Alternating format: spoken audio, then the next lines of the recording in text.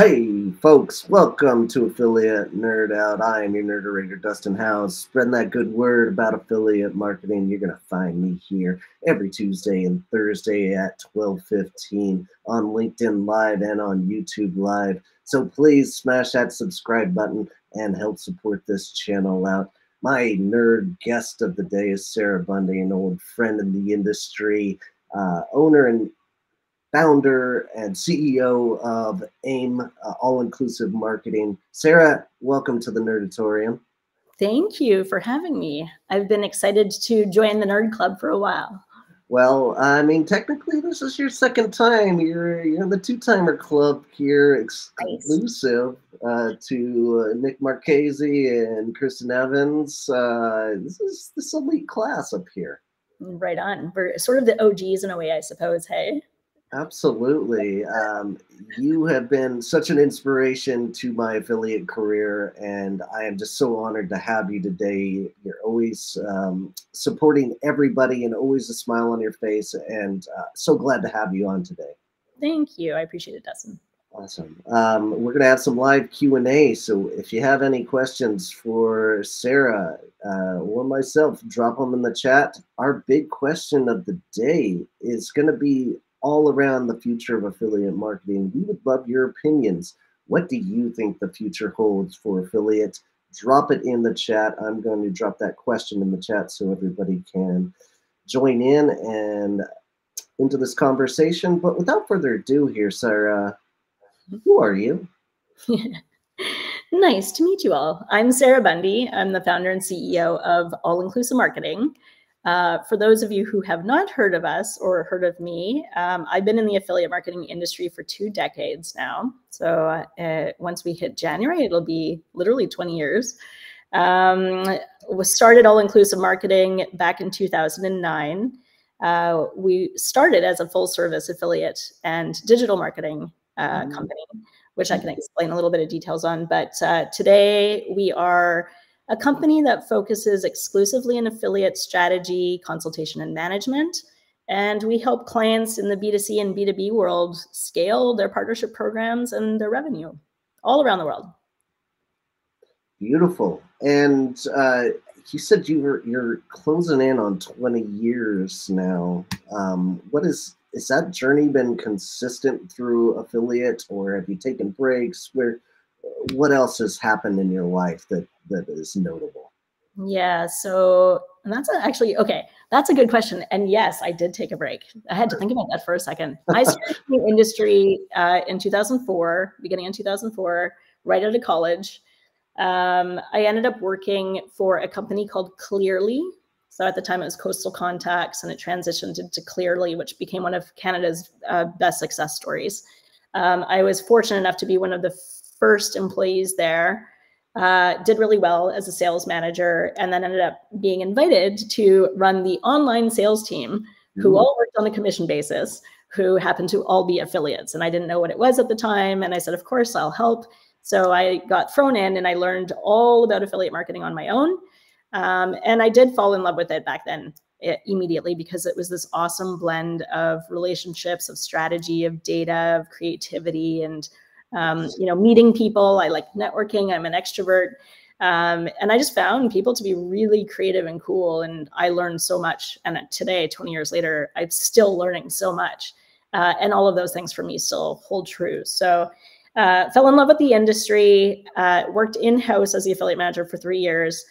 And then my husband and I were starting to talk about having kids. And we said, before we have kids, maybe we want to travel a little bit.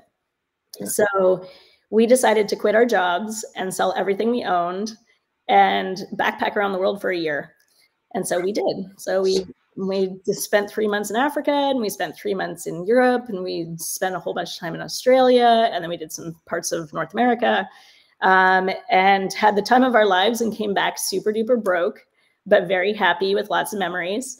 And when we came back, I actually ended up getting into agency life, because when we were traveling, one of the guys who was working with me at Clearly in the marketing team, his specialty was SEO and paid search and email marketing. He said, hey, when you come back, while we were traveling, he said, hey, when you come back, let's start an agency together. Thank you, but no thank you. I am not interested in doing that. And he was very persistent. And 3 times he contacted me while I was on the road. And he said, look, like there's a huge opportunity to bring our collective expertise out there. There's not a lot of agencies who specialize in affiliate marketing. You're 3 years into it in a pretty new industry. Like, I don't know how to do what you do. So I actually wrote a business plan. I did the research. I wrote a business plan while I was in Africa, actually. And realized that there was a need for affiliate marketing expertise for brands who were trying to figure it out on their own. And there were not a lot of affiliate managers in the space yet. And I think at the time there were only like 6 or 7 affiliate management agencies. Now there's a lot more, clearly. But I was like, okay, well, let's give it a try. I had, not committed to anything when I had come back. So we started that company. And then about 15 months into it, at this point, Ian and I had decided to have a family. So I'm 6 months pregnant, a few months into this particular company. And I realized that he and I were not value aligned at all. And skipping some of the more difficult conversations, some more difficult parts of that, it ended up being so much disagreement and contradiction of values and strategic approach that at 6 months pregnant, I started getting like really exasperated. And this one particular week, I ended up in the emergency 3 times. And the doctor on the 3rd time in the same week, he said, look, you're either going to lose your business or your baby. So just pick one. And so the next day I sold the company to him for $1 and I walked away. And I started All-Inclusive Marketing again from scratch. Or I should say, again, I started All-Inclusive Marketing from scratch by myself with my husband, beside. Ian Bundy is my husband and the other co-founder of AIM. And built that back up from nothing while I was pregnant and had a baby, like crawling around.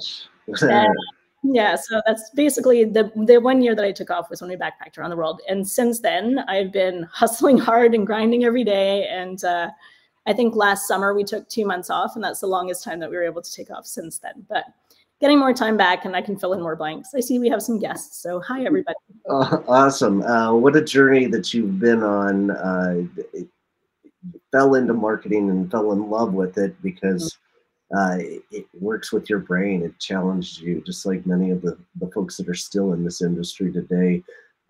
If you want to get a hold of Sarah, I'm going to drop her link in the chat, and the question of the day is in there. If you'd like to be in Sarah's seat, go to dustinhouse.com/nerd and join me on Affiliate Nerd Out. I'm always taking on new guests. So All-Inclusive, how did you make that? You know what? Let's jump in this chat and say hi to everybody. Is this still on? Yeah. Yes, still on. Absolutely, this is on. Yes, we are here. Drop a question. Drop a hello. What's up, Abe? How are you? Thanks for joining us. All right, so let's talk about the origin story of All-Inclusive Marketing. How did this name come about? And we heard the backstory on like how it got created. Right. So where did the name come from? Why the brand? Exactly. Well, this is sort of an interesting curveball because before I got into affiliate marketing, I actually worked as a travel agent for a year. So when I was doing that, and ironically, my mom phoned me last week and she said, hey, Sarah, I found a box in our garage that's like 25 years old and it has a bunch of your stuff in it. I was like, oh, that's cool. I'll take a look and see what's in it. And one of the things that was in it was this stack of customer reviews that back then people would write in and send by mail to head office to say, this person did a really great job. Anyway, so at the time, I'd won a bunch of awards for customer excellence and sales excellence and just taking really great care of the clientele that was at this travel agency. And one of the things that I would sell a ton of was all-inclusive packages to very luxurious places that were all 5 stars, where people were immaculately taken care of. They'd pay one price and just everything was taken care of. They didn't have to worry about a thing. They could kick their feet up and everything was just taken care of for them. And they didn't have to worry about anything. So when we had started AIM, and I was thinking about what kind of an experience do I want my clientele to have at AIM, I wanted it to be this like 5-star, immaculately taken care of. You can kick your feet up, know that you're going to be, you can trust us and we've got your back, and anything that you could possibly need, we will make sure is at your fingertips, and just, you don't have to worry. So I thought about this all-inclusive piece, which stemmed then further into 2 other pieces. One was, is there an opportunity to provide everything that you would need in digital marketing? Mm-hmm. So in the beginning, we actually started by also providing SEO, digital strategy, paid search, social. There was a lot that was going on in the beginning because, again, this all-inclusive package, we'll take care of it all for you. And then I'm a very, very, I feel strongly about things like diversity and equality. Okay. And I wanted AIM to be a place where everybody felt welcome, safe, loved, cared for, regardless of background, regardless of anything. No variable really mattered to me, as long as, you're a good person, cool, right? So we wanted to create an all-inclusive place to work, an all-inclusive place where people felt that they could belong. And that was another piece of it. So all-inclusive marketing became the brand because it was a one-stop shop to solve all your problems. It was this immaculate care of, you don't have to worry about a thing, we've got you. And it was, everybody here is welcome, and we'll make sure that you're loved and cared for. Fantastic. And you guys have made an incredible name for yourself over the years. You have a fantastic track record, and people say great things about you in this industry. And I'm really interested in that concept of, I'd like to get into who you're servicing today, but like your origin story, starting off with all things digital and doing SEO and everything beyond. Why do agencies go down that route of more than just one channel and not focus on affiliate? Yeah, I think it's a couple fold. So one is, it gives them an opportunity to cross-sell and upsell more things, right? So revenue opportunity for themselves to grow. On the flip side of that is solving clients' problems in one place, right? So it allows brands and clients to come and not have to sign lots of different contracts, work with lots of different vendors. So from a convenience and an efficiency standpoint, it's kind of a nice thing for a lot of brands to be able to just have this one team that can sort of facilitate everything and one contract to sign. Mm-hmm. Now that said, we did that for a while, and we realized over time that we didn't want to scale excellence in all of those areas because we couldn't guarantee excellence in all of those areas. Okay. My personal background is not in email. It is not in SEO. It is not in paid search. And as the leader of the company, I couldn't put my name behind something that I didn't know with 100% certainty was exceptional, mm-hmm. with the exception of affiliate marketing. So we removed those areas of our business because we didn't want to be mediocre at anything. We wanted to be exceptional at something, and we knew that would be the affiliate side of the business. So we focused on that as our core competency, and it's paid off tenfold. Perfect. So you guys started here and then scaled back. We'll talk about the customers that you are taking on and the folks that you're servicing these days. Sarah Malo's in there. Thanks. Sarah Bundy being her brilliant self, love it. And then I'm not quite sure. Is that a Marchese sign? I'm not sure what Lorenzo's going after here. We've got a question from Pavel. I'm going to hold it until we get through this segment, and I want to talk about who AIM is servicing today and what you guys are doing out there in this affiliate world. I'm sorry that you broke up a little bit. What are we doing? Who are we servicing? Talk about our clients? Correct. Yeah. Yeah. Okay. Thank you. So our 3 kind of core focuses are affiliate program management, affiliate program strategy, and affiliate program consultation. We build out a lot of strategies for brands. Sometimes they have in-house teams, and a lot of those teams might have the hands on deck, but they don't necessarily have the expertise. They don't necessarily understand what to watch out for. And really, it's just an experience thing, right? So some companies will come to us and they'll just say, hey, like, we're going into 2024.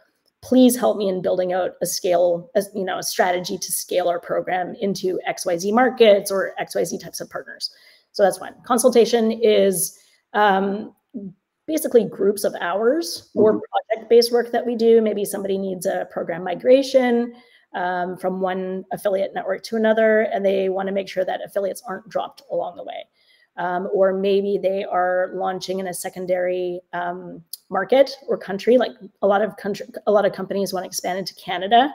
We're experts in the Canadian market, so they might work with us and say, how can we set this up correctly for success, taking into consideration things like Canadian laws, Canadian language capabilities, different types of partnerships, any kind of, legal things that we have to consider from a compliance standpoint. So we can help with that. And then there's the guys who come to us and they're like, look, like we have one person in-house managing our affiliate program. They can't do it all. Can we hire you to help support them? Or they might have nobody in-house and they say, look, we know we need an affiliate marketing program. Can you structure a team to help us, break these markets and scale from there? And so that's the type of work that we do. We have two kind of categories for our team. So we have our B2C team. And on the B2C side of our business, we do a lot of work with e-commerce companies, so retail, e-commerce, anything from health and beauty to home and garden, sports, recreational pieces, things like that. Lots and lots of stuff at B2C. We have travel and hospitality, so travel brands and hospitality brands, because that was my background before I got into affiliate marketing. And then on the other side of it, we have a B2B side of our business now, and we've been doing B2B affiliate marketing for 4 years, almost 4 years now.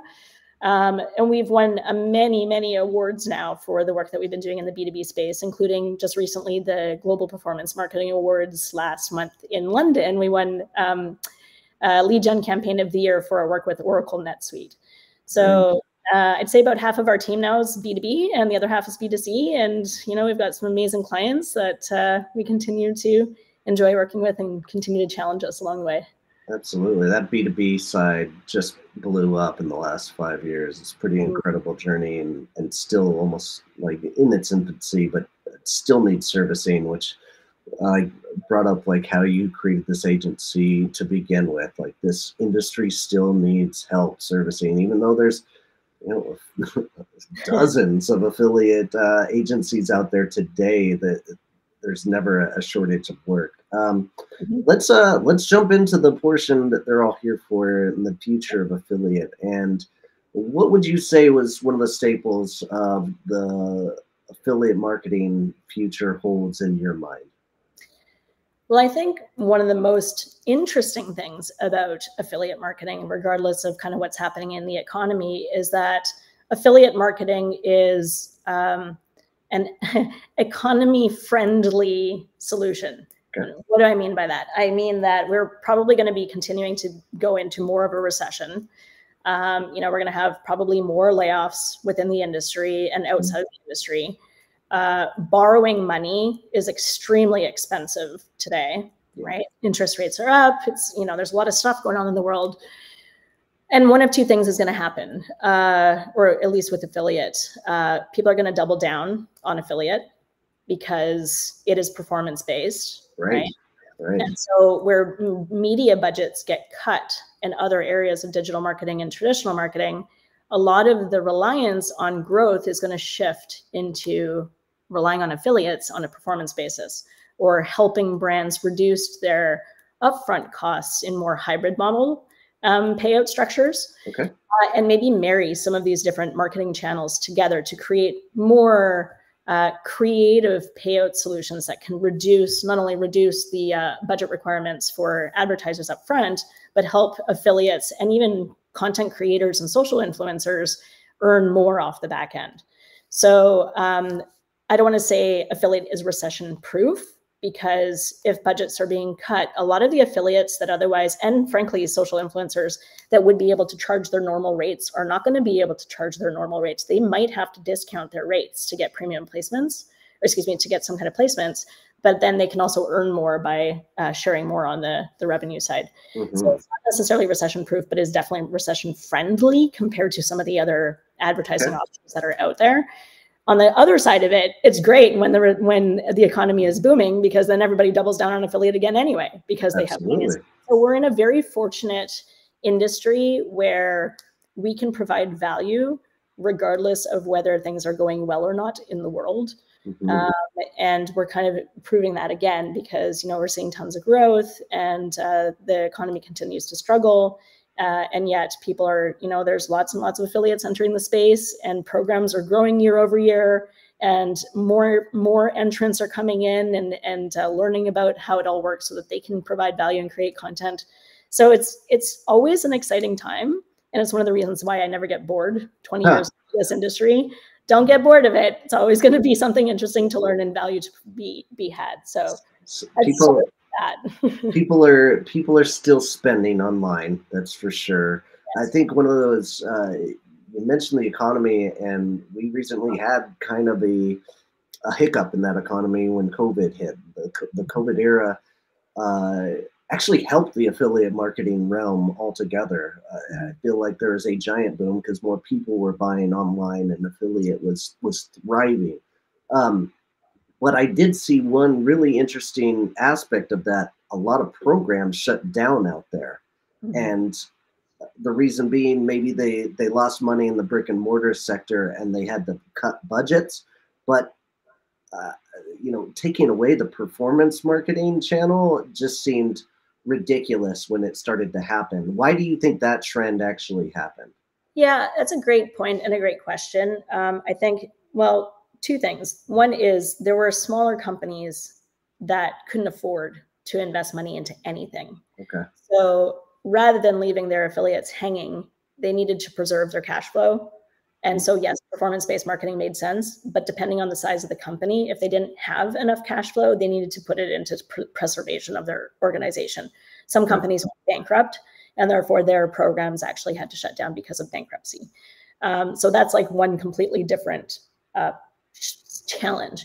Another one was, depending on the vertical, a lot of programs had to either pause or shut down, such as in the travel and hospitality industry, because people weren't traveling for 3 years. Right. So there wasn't much for affiliates to promote in those cases, and those programs had to either shut down or pause. And so sometimes we see things like that. The third kind of thing that happened was the CMOs or the CEOs of the company didn't understand the value of affiliate marketing. And all they chose to do was like cut their budgets. And because they didn't understand the value of affiliate marketing or how it worked, they would cut the budget from affiliate just because they didn't understand how valuable that actually could have been. Sure. Versus continuing their Google ads or versus continuing their Meta Facebook ads. So that's a little bit of what we saw.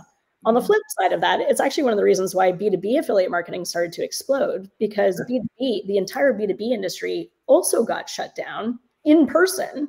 They didn't have conferences to go to. They couldn't go take meetings with people, and they all had to pivot and figure out how to sell online. So enter affiliate marketing and lead generation to the B2B space. We were one of the fortunate people to, because we had travel and hospitality clients that actually had to pause, we had to quickly pivot too to make up revenue. And we saw the immediate opportunity in B2B. So we pivoted over there, pitched a few big clients. We won Oracle. After Oracle, we won Bill.com, we won Asana, we won BigCommerce. Like, there were a lot of companies that needed what we were providing. And we've done extremely well with it. Those clients have grown year over year. And like I said, we've won a ton of awards for the B2B work that we're doing, but it was a need. It was a need of the industry, and we saw that and we jumped on it pretty quick. And luckily we've got a team who's, learned how to do it in a really, again, I want to put my name behind this stuff, right? Mm-hmm. So proud of the work that they're doing, and the clients are really thrilled and happy. And we actually just got another sort of recognition in British Columbia for one of the most reviewed 5-star agencies in the B2B space. And it's been a lot of our B2B clients who've actually been giving us reviews on Clutch. Nice. So it's been going really, really well. And yeah, that's one of the trends, So growth of B2B, and that's one of the reasons why some programs shut down. Awesome. And interesting that even agencies have to pivot sometimes, depending on what things are thrown at you or what the future throws at you. And let's talk about the influencers versus affiliates and the separation between these worlds that we've traditionally had. Do you still see that affiliate and influencers are going to be separate moving forward in this industry? That is a great question. And actually, that's one of the things that I was forecasting for 2024, that the gap is going to start to get a little bit smaller, right? Okay. So I don't believe that there is as much value in keeping them separate. I think that there's a lot of opportunity for PR teams, influencer teams, content creator teams to work with affiliate teams. There are social influencers who are getting tired. They're getting tired of constantly having to sell sponsorship. And they get paid $5,000 one time for this particular package. They do create the content, and then their revenue stream just stops altogether, right? There is no cash flow after that. Sure. So a lot of them are pivoting. Did you hear my dog run in? I did. I just saw your face, like, yeah, I knew it was going to happen. Oh no, just don't start barking. Sorry. So there's some social influencers who are going to have to pivot. Okay. In order to diversify their own monetization, in order to find the longevity to continue to create content, right? So what we're seeing at AIM is a lot more hybrid model partnerships. Okay. And these are partnerships where AIM or the affiliate team will partner. Can you hear that? I'm so sorry. No, didn't hear it all. Okay, I mean, he found a ball, and it's a squeaky ball, and it's very squeaky. So sorry if you're hearing that in the background. Sure. Anyway, so they want to find hybrid model compensation payouts because it's more passive income for them.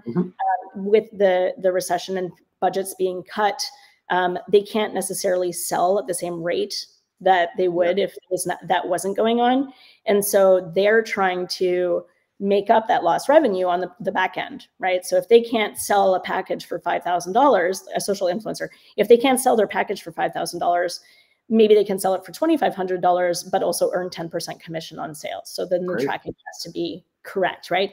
The nice thing too is that after they create that post, their revenue stream doesn't stop because the affiliate model allows them to earn over a longer period of time, right? Right.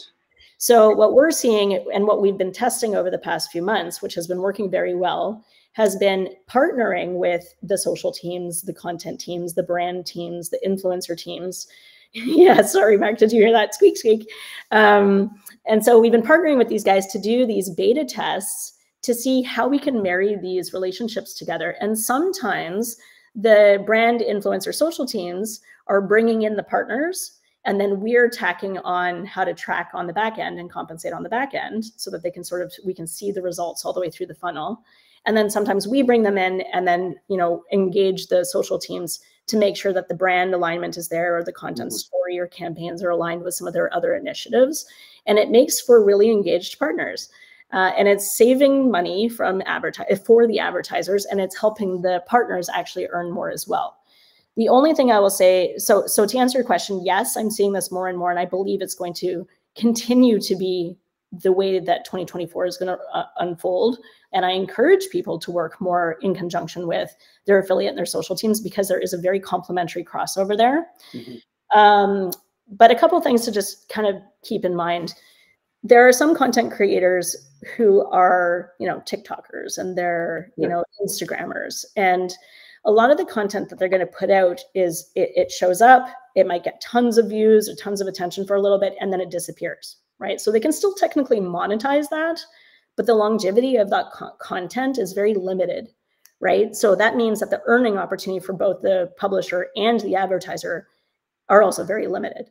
So if the only strategy is to work with TikTokers and Instagrammers, typically sales will do this. You'll have a spike, it'll go down, but it stays pretty flatlined because it's not an evergreen strategy compared to if you're working with influencers and content creators and brand ambassadors who are leveraging things like YouTube or their own websites. They say they have their own blog, or they might be an Instagrammer or a TikToker, but they have a huge, often mailing list, and they hit them up with some cool stuff that they had featured, but there's again that longevity afterwards. That's how you get sales to go like this instead of like this, right? So we got to be thoughtful over where is that content going to live and how long will it be alive for, so that both the publisher and the advertiser have earning opportunity over a longer period of time.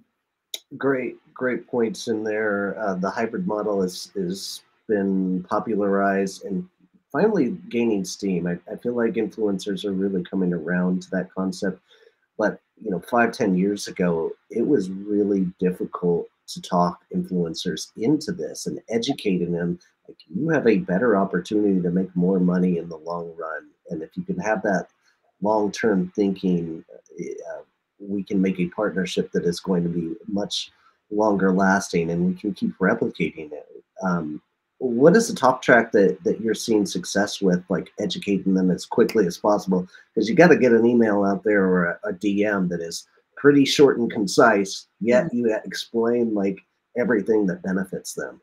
Yeah, we've tried that approach. It is very difficult. We are actually one of the early companies that had, tried to roll this big boulder up the hill on that one. Sure. And we had hired like full on like content recruitment teams. Yeah. And we had all the educational material in the world, and it was very difficult. The timing wasn't right. We were too ahead of the curve on that one at the time. What we have found working is a couple things. One is if we build out a business case for them and say, you've sent us your media kit. We've looked at your media kit, and let's just use $5,000 as a placement. They write a blog post, they put social posts out, right? Maybe there's a feature in a newsletter. You could say, look, like, we're a performance-based company, or I'm the affiliate manager of X, right? I can't approve $5,000 for a paid placement because that's not my department. Okay. We don't have that kind of budget. What I can do is I can give you $2,500 and then 10% on sales. And based on your media kit, with your traffic, your audience, our click-through rates, and our conversion rates, you'd actually earn $12,000 from this post instead of $5,000. Would you like to test it with us? And oftentimes we get an absolutely yes. The other side of it is a lot of the time we got to get the buy-in from these brand and influencer and content teams, right? Because if the PR teams and the influencer teams in-house or the agency have the relationship with those creators, then a lot of the time they're going to be the ones to facilitate these opportunities. So if those people don't understand the longer term earning opportunity for the creator and why it's beneficial for them, then it's really difficult for us to break into that relationship, right? Mm-hmm. So you got to have to get buy-in not only from the creator themselves, but also the people who are almost their like agents or the people who hold the relationship with them, and showcase why it's a benefit to all of the parties involved and why it's worth testing together. So those are the two ways that you kind of go about it. Super smart. And that takes me to my sponsor of the day here. Give me a second while I pull up. Oh man, it's like I've never done this before. A great segue into that is a tool that I'm using right now for affiliate recruitment, and that's Respona, a CRM tool, very complete, and also helping me find the right contact at each one of these companies. If I find some content using keyword search, I will find the right contacts, reach out to them with a drip campaign. Just absolutely loving everything this tool is bringing to the table at a super affordable price for those consultants out there looking to increase your volume with email response. Respona's a fabulous choice. So go take a look at that. And then we had a squeak comment. Sounds like the squeaks have ceased, which is great news. Yes, they were quite loud for a second there. Yeah, my corgi apologizes. Sorry. Awesome. All right, let's move into that next segment of cookieless tracking. What should people be aware of with this this next level of affiliate? Yeah, I think a lot of people are worried about it because cookie tracking is going away, right? Okay. And a lot of the historical reliance on tracking for affiliate accreditation and commission payouts has been on cookies. Mm-hmm. When things like, actually rewind to the Facebook security breach with Cambridge Analytica, that's actually what stemmed this entire thing around first-party data and third-party data and how data is being used and what rights do individuals have in their own privacy protection. And that's where GDPR came in, and that's where FTC really started to step up in regards to disclosure and things like that. The fear with cookie tracking going away is, as an affiliate, am I going to get compensated? Well, they know that I tracked that, or that I drove that transaction, or I drove that lead, and am I going to get paid for it properly, right? And I think the challenge is making sure that customers are having the most personalized experience possible, so that they can, have things that they're most interested in put in front of them and convert, right? It was a way for people to give personalized experiences to increase conversion rate, increase basket size, things like that. But with cookieless cookies going away for tracking, it doesn't affect first-party data. This is actually more third-party data that people have to be worried about. Meaning that when a customer or buyer comes onto an affiliate site, they can collect first-party data, right, while they're there. If a customer goes onto an advertiser site, they can also collect first-party data. They can get opt-ins. They can say, yes, I agree to being tracked to have the most personalized experience, right?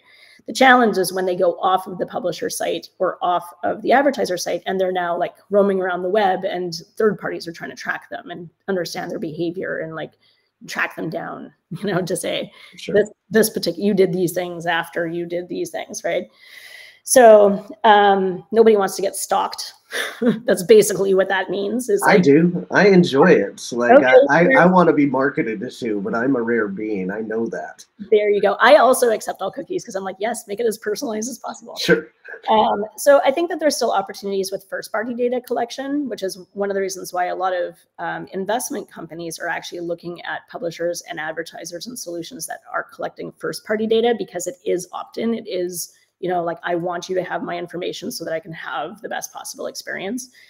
When it comes to affiliate tracking, though, a lot of the networks have had solutions in place for a super long time, right? I mean, I think it's AWin, like a lot of those guys have had solutions for like a decade already in place. Link Connector, they've had a solution forever too. And what they're doing is a lot more of post-back. Yeah, totally. It's creepy, but very useful. I agree with Mike. I like it. It helps me with my shopping. But anyway, in my mind, I'm like, Apple knows everything about me. Google knows everything about me. Like, saying no to cookies on one particular site at this point, it's almost too late. Like, it's out there, right? But from a compensation standpoint, a lot of these networks have come up with solutions a long time ago, whether it's server-to-server tracking or it's post-backs or things like that. So there's creative solutions out there. I would not worry at all whether cookies disappearing is going to be able to still credit affiliates appropriately or not. I believe it's going to be fine. And a lot of those solutions have been there for a really long time. It just means that, people have more right in saying, I just don't want to have cookies tracking me when I'm off your site. For sure. And I think that it actually opens up more opportunities in the affiliate space. Like, TV Scientific is way ahead of this game right now, where they're getting credit if somebody watches a video that was tracked from that cookie originally, or the cookieless tracking, excuse me. But they're getting credit. And I think there's going to be more that are emulating exactly what they're doing in this industry, and trying to negotiate a deal that doesn't have to be last click based like it has been for the last 20 plus years in our industry. And I think we might evolve in some kind of good way in this market, where affiliate just doesn't get the leftovers of whatever the other channels are not taking credit for. And you mentioned post-back tracking, and we had a really good question here from Pavel here. Have you heard AppFlyer no longer supports receiving S2S interactions since 15th of November? How it would fluence the marketing? Okay. Yes. Server interaction since November 15th. Okay. Well, November, like, it will kick in November 15th, because I think that, yeah, might be a language barrier issue, but I actually I don't have any information about what AppsFlyer specifically has done or is doing yet, so I can't speak to that one. Although I will look it up after this call, because that's very interesting to me too. Do you have any insight on that? AppsFire's usually for app downloads. I want to say that's been my interactions with it. I don't have enough experience to be articulate here, but it was a good question. The S2S tracking is becoming more dominant through this industry. More affiliates are asking for it throughout these last few years because they want more visibility on what's happening internally, where their tracking is, or what is actually converting. They want more data for all of that. So more popular, more asked, especially in the B2B space. Mm-hmm. Yeah, it's a good question. I'm going to look into it after this call because I don't know the answer to that question. So thanks for throwing one out there that I can look into after this. Awesome. Well, we are just about out of time. I was hoping we could get into the AI portion of this and maybe even the compliance, but I want to go over something that's I've seen from you throughout the years, and that's the rising tides methodology. And your generosity shines above many others in this industry. Every time I see you, you're always asking me, what can you do for me? And that has been super helpful in my career. I'm hey, can I get a backlink? Like I never really take much from you, but I always appreciate the sentiment. I'm curious where this generosity came from in this industry. Well, thank you for saying so. That makes my day, knowing that I can make a difference and help some people out. I think when I was a really little kid, I decided that my purpose in being here was to help as many people as I can before I die.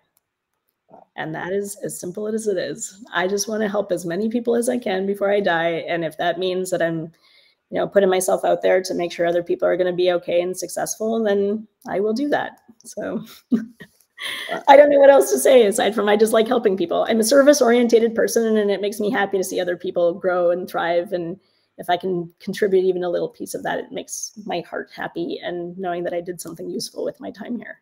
Well, it makes the world go round, and we need more folks like you in this industry. And on that note, like, you got any lessons or tips throughout your journey that you want to share with young entrepreneurs out there that might be doing agency life or jumping into the affiliate realm? Oh gosh, that could be like a whole hour. We should do another topic. We should actually do a whole other nerd out about that topic, because that's a good one. But I like it. Gosh, I have a lot of things. I would say be very clear on what value proposition that you're bringing to the table, and understand why it's better, faster, and more valuable than other solutions out there. And then how you're going to make it sustainable and how you're going to make it scalable. Okay. So solve problems better than everybody else and understand the value of that, and then figure out how to scale it and make it sustainable. Oh, man, that's advice I can give in a nutshell. That is a beautiful lesson of the day. Find that market of it's just saying underserviced folks in this industry, and you found your niche, and that you build your business from that. Find that underserviced branch of people and go and help them as best you can. You don't even need to ask for a lot of money early on when you start learning this. All right, time for you to defend your post before we get going. You thought you were going to get out of it. I know you did. But it's not that bad. I saw something 7 months ago, 30 years ago when I was a kid. Bonkers how far we've come with computers. What was your first computer? That's all the question is. Oh, okay, good. I appreciate it. I don't remember the type, but I do remember that I would actually have to type in load for it to even start. And it was floppy disks. Floppy, okay. So if anybody knows what that is, by all means, was it an Apple or was it an IBM? It was an IBM. Yes, it was an IBM with the floppy disk, and I had to type in load, and there was like one thing I could do on it, which was play Froggy. Froggy? Across the road, yes. Frogger. Awesome. It was like an icon with an icon, and it didn't even look like a frog, but anyway. Awesome. Mine was Apple II GS. I had a floppy as well, and I played California games, like the original California games. It was a great Okay, time. either you're a little bit younger than I am, or you had like fancy pants computer. Oh, whoa, whoa, whoa. I think it just got to the States a little quicker than it got to That Canada. was innovation. You had a whole suite of games. Absolutely, I did. I was a gamer since I was 8 years old, so Awesome. I don't know. Join us Thursday for Marshall Nyman joining us on Affiliate Nerd Out.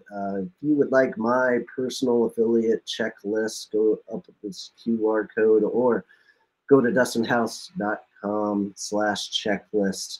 And that's it for me. Sarah, thanks so much for spending an hour with us. Really appreciate everything you are giving to this community. And thank you so much. Thank you, guys. All right. Take care. We'll see you out there.